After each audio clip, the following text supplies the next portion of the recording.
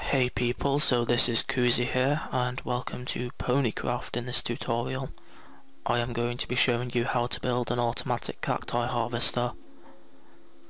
So we are going to start out with basic cacti logic. The first thing that you want to know is that you cannot place blocks directly adjacent to cacti or the cacti will break apart. It doesn't matter how tall the cacti is. Regardless of its height, it will still break apart. But we can use this to our advantage. Of course you can place blocks diagonally adjacent to cacti, but we can use this to our advantage in several ways. The way that I'm going to be showing you relates to this automatic cacti harvester that I showed you at the start of this video. So we're going to build a little mock-up design here. Didn't mean to break that.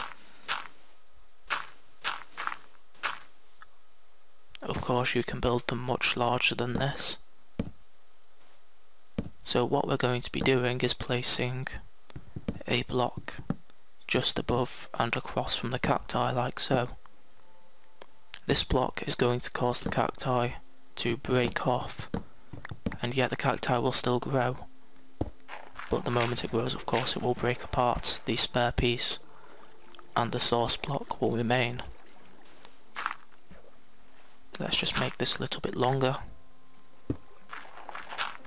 Of course the water is here so the cacti flows to you, and that's just a little mock-up design. So now that you've seen this, you should have a very good idea of how cacti harvesters work, even the more grandesque ones. And yes, I think I'm just going to transition out here, and yeah, be right back.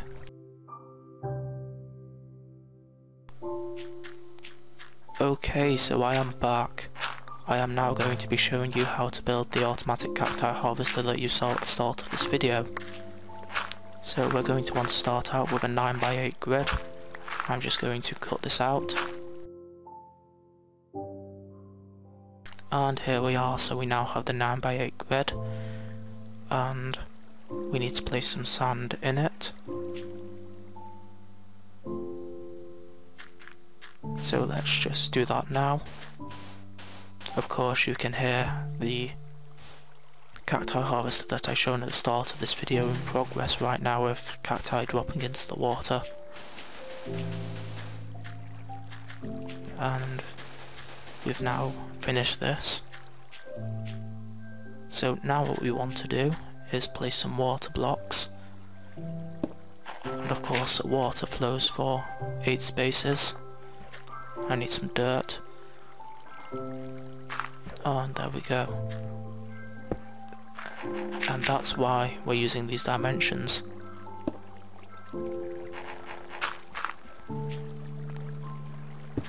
So we're just going to do this for each lane. One more to go, and there we are. So the water flow will stop at the end of this harvester, but we want them all to go into one general collection point, which we're going to do now. We're going to dig out this lane here, and you could just leave it at this, but we'd rather have it all going to one place, wouldn't we? So we'll make it so this is too deep to start out with.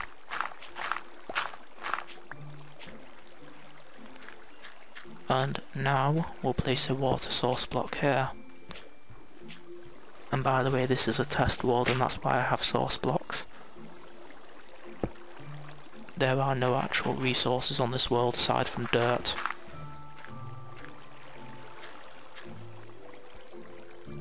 But there we are, we now have that done. Of course it looks like it's cascading off the edge, but that's irrelevant. If you dug one more deep then you wouldn't get that effect. It looks like that because of the water lanes, but we can just ignore that. So let's move on. We now need to place the cacti, of course. I'm just going to do this for one lane and then transition out. because the rest should be self-explanatory. And just do it like this. And here's something you don't want to do, and I've seen a few people doing this when I explain it to them in text form. So don't do it like that, as that way the cacti won't grow, so you'll get no collection rate whatsoever.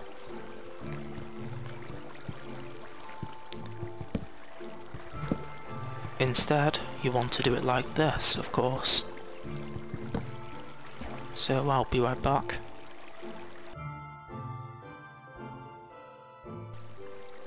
And I am back, so here we are with the finished design.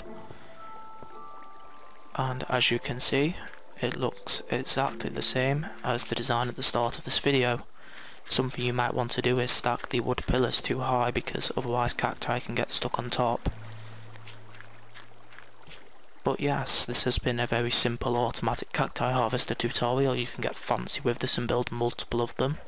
I hope you enjoyed, and yeah, bye.